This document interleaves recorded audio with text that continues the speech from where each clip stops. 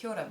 My name is Catherine Savage and I'm videoing myself, which is kind of strange, on the other side of the world in New Zealand for Gertrude's PhD class. I'm going to talk today a little bit about professional learning and development, particularly culturally responsive professional learning for teachers. But I thought I'd start just by giving a bit of context to New Zealand and the unique characteristics of the schooling system and why we are interested in professional learning and who I am, etc. So you've all got my curriculum vitae, and you know that I have a background in educational psychology, mainly in behaviour. I have been an academic and worked in teacher education, but most recently I've been working for my tribe, or iwi, in the area of educational development and research. The company that I work for is in the South Island of New Zealand, so for those of you that know, New Zealand has a North Island and a South Island. It's in Christchurch, which has recently, in the last sort of 3 years, been devastated by pretty significant earthquakes. So we're in sort of a mode of recovery that's ongoing. The tribe Ngāi that I work for is the predominant tribe of the South Island, so it covers a very wide geographic area and it covers 6 higher educational institutions, actually 5 and the iwi. So there's Canterbury University, Otago University, Lincoln University, a Polytechnic in Christchurch and in Otago, and they jointly own a company with the tribe, and that is the company that I'm the chief executive of and have been for about 2 years, and we have recently, for about the past 18 months, been involved into teacher professional learning. I'm going to talk a little bit about New Zealand, and we have, I guess, a system of education that's primarily driven by the state in the centre, and we've recently adopted charter schools. Probably not such a great idea from my perspective, but we have at the moment just a state education system that provides a Māori medium, which Māori being the indigenous tribe of New Zealand, it has a system of education that's in Te Reo Māori, so in the language of Māori, and then we have an English medium system. Most Māori are educated in our mainstream English medium system. There's quite a significant disparity in achievement between non-Māori, European New Zealanders and Māori, so I think we have about half of our young Māori men don't leave school with qualifications, so it's pretty significant failure of our state education system to really serve our Indigenous population. So really, a lot of the initiatives in the New Zealand system have been about making the system more responsive to the culture of those individuals.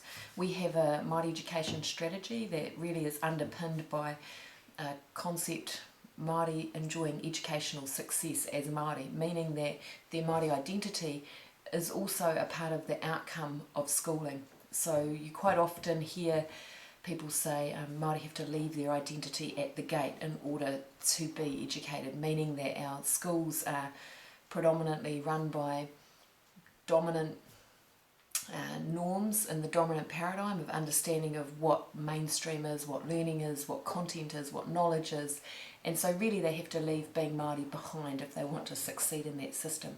So a lot of the intervention has really been about how do we change the system so that it is more responsive and ensures that Māori leave that system with their identity intact, meaning that they can still be Māori and identify as Māori. So I'm going to talk to you about some of the main initiatives that have been in our secondary system. New Zealand is sort of a world leader in terms of Indigenous education, so we do have sort of some of the most significant interventions for Indigenous populations and also those that have been evaluated. So you've got, as part of your text, and I don't even have a copy because I've given them all away, but that we did with Christine Sleater. So I was on the evaluation team of Te Tahitanga along with Luana Maia, Wally Penatito and Heinz Rawiri Hindle and Christine. So we reviewed those schools that had had the Te Tahitanga intervention both for 4 years and for 2 years. So I'm going to talk a little bit about what was tikotahitanga, what was that initiative and what did it try to achieve in secondary schools and in what ways, and how other initiatives have built off that, and then what we're now doing in the area of professional learning for teachers. So tikotahitanga, which was developed by Russell Bishop and Mary Berryman, first began in about 2004 and has been in about 15 New Zealand secondary schools. It arose out of the narratives of Māori students, secondary students, talking about their experience of school and how they felt their relationships with teachers went and how they felt learning, how they best learnt. Out of that, they created what they called an effective teacher profile. So they actually articulated those behaviours and those characteristics that they wanted those secondary teachers to use in those classrooms. And of primary importance was the relationship between the teacher and the student, and the teacher rejecting deficit notions of Māori and achievement. So in New Zealand we suffer, like many other minority populations, from deficit perspectives.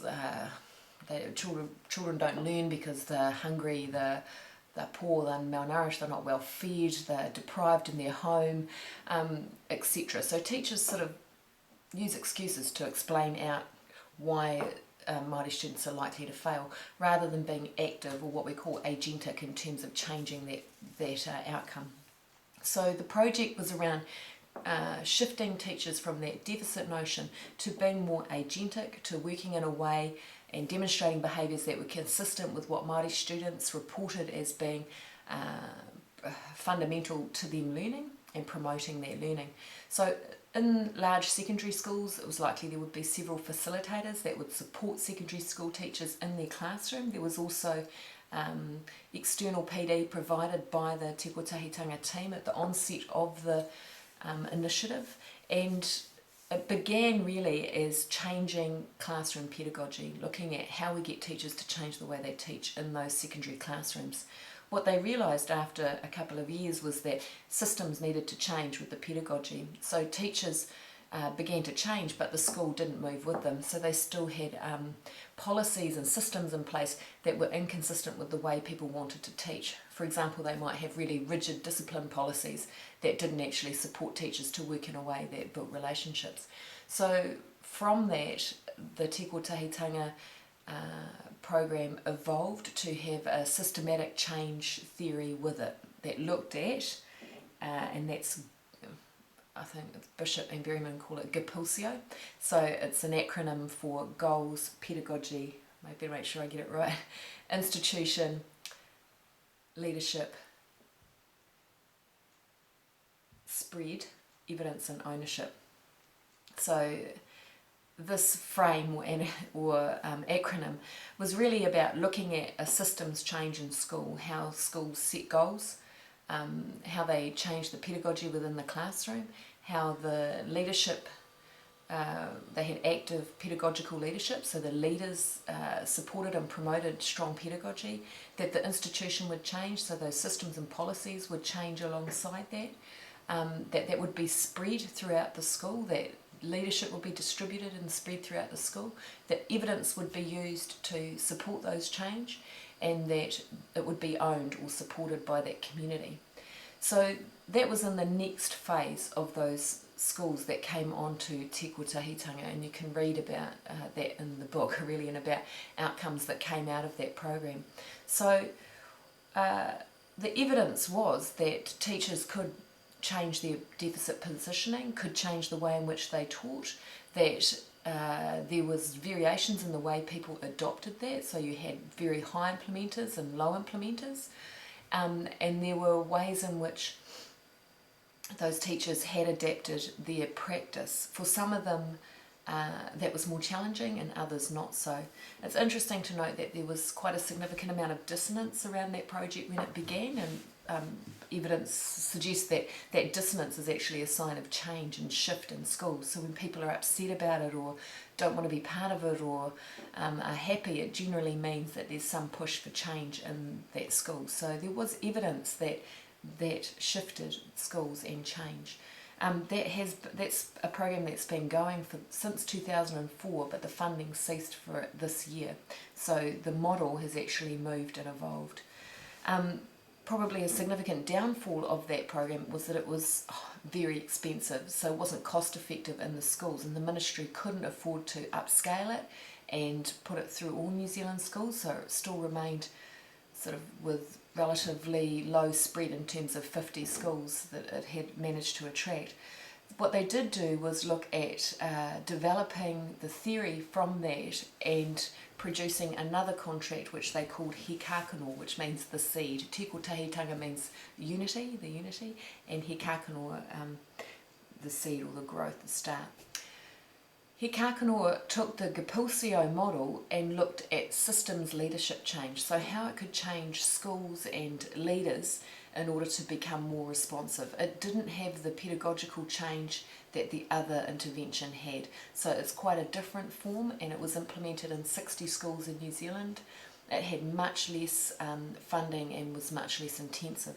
The findings from that program we're still waiting to hear that. What we do know is that both of those interventions didn't really connect with whānau, what we call family or community. So they were still very much driven in isolation.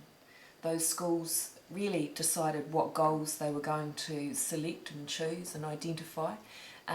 Those schools decided how they would go about it. They looked at how they would become more culturally responsive, and as an evaluator going in some years later and talking to the families of students, not many of them were very knowledgeable about the program. They didn't know what it was, they hadn't been involved in the construction of that program, and they weren't really a part of that change. So there's sort of fundamentally an issue with that. And if you look at Brian Brayboy's work and the review of culturally responsive professional learning, what you find is that communities really articulate to schools what is culturally responsive. So it's the community that decides for that school what should be culturally responsive. In New Zealand, we have, I'm trying to think of a way to explain this, we have several tribal groups that make up being Māori. So you may hear people talk about Māori in New Zealand as being a generic term, but Māori are not all the same. So they identify tribally in New Zealand in different regions. And it wouldn't be appropriate for someone in our tribal area to go to another tribal area and tell them what they should be teaching in their schools or what's culturally responsible, what's appropriate. So it's really up to the community and where that school resides to decide what is culturally responsive, what knowledge should be taught, in what ways culture is embraced and enhanced in that school. So as a tribal group that's been involved in education, we have partnered with 2 universities to work in that professional learning space in schools. So we, about 18 months ago, and you've had a paper that I've emailed to Gertrude that will sort of inform you basically about that tribally led PLD. So it means that Te Tapuae, or Rehua, the company that we work for, holds the principal contract with the Ministry of Education to deliver a variety of professional learning contracts in different schooling spaces, both in early years and in secondary, or what you would call high school, college. The reason for doing this is that the tribe would like to be active in changing schools in the area. So it was a way for the tribe to be able to say, we want to work with the universities to make change in our own areas, to transform those schools that are in our area to ensure that they are more responsive to the cultural needs of the people that live there, both Ngāi Tahu, this tribe, and other Māori that live in that area. So the contracts that we hold are in lots of different content areas: mathematics, literacy, science, arts, technology, etc. And we inherited about 45 to 50 facilitators. Most of those facilitators would be European, New Zealand, and are really from the dominant culture and charged with delivering culturally responsive professional learning. So it's quite a challenge to transform a workforce, and saying that many of those facilitators are very knowledgeable about things Māori, can speak some of the language, and are very supportive of school reform and change. What we wanted to do was to ensure that there was a vehicle for Māori knowledge in that space, so there are new sort of innovations in that space, such as cultural positions. So we have a cultural kaiwhiriwhiri, which basically means the weaver of knowledge, into those contracts, and we have a kaiarahi or leader in that space. And their job really is to ensure that the content and the way of working in the pedagogy is immersed in those contracts and in the delivery. So if you read a bit in that paper, it's probably much more comprehensive way of explaining it than what I will be able to do in the time that I have. It is about increasing capacity at an iwi level, and it's about self-determination. So really meaning that Māori have the determination to change that space for themselves, rather than having or maybe being done to by other facilitators or other groups, that they actually are actively part of that change within their own area. So it's a fairly new and innovative reform in terms of iwi or tribes, but the tribe being that invested in that professional learning space, but it's certainly gaining traction. We've recently looked at new areas of development that we're looking for professional learning, and our main interest is looking at ways in which we can engage whānau or family and community in school change and teacher professional learning. The reason that we're doing that is that we believe that the community is the most sustainable resource. So one of the things we look for in professional learning is, when those facilitators leave that context, is that professional learning going to continue, or will it just stop when the facilitators are taken out of that space? The community is always present and always part of that school, so it's a sustainable resource that stays with that school. It articulates what the culture of that community is, what the aspirations are and the goals of that community for success. So we're looking at constructing innovation that really works to include community in a change, a vehicle for change in those secondary schools in particular. It's our secondary schools where we really notice the disparity in achievement, and I guess a rigidness in the terms of way things are taught, and the way in which teaching or the cultural rituals that teachers use in the classroom that are particularly hard to shift in that secondary space. So it's a space where we're really interested in how we might work as a community and as a tribe with the university and the knowledge that they have to be able to shift schools. So I guess that's our main interest in the future of professional learning, and where we're moving to is to engage the tribe so that it's more self-determining, so Māori have a place in actually changing and deciding what that change is about. It's about involving community and localised solutions for localised problems. It's about activism, so communities raise expectations and become more active in the process of change and the expectation of achievement in those schools and outcomes. And it's also about innovation and ensuring that cultural knowledge has a space and a place to be able to be delivered. So we look very much at place-based learning and connecting the cultural knowledge of that area into that school. What can happen when a dominant culture takes cultural knowledge is the domestication, I suppose, of knowledge, and that they just turn it into something which is dominant. So how do you keep cultural integrity in those programs and ensure that it remains cultural knowledge in terms of how we want to see that delivered in those schools? I guess the rest of the information is really in the papers that you have, and in particularly in the book that Christine has edited for us. There is a few papers, one written by me one led by me, one by Anne Hines, that can be found in Teacher and Teacher Education, about the Te Kotahitanga evaluation. So they'll describe some of the key findings that came out of that project. Some of them are quite interesting.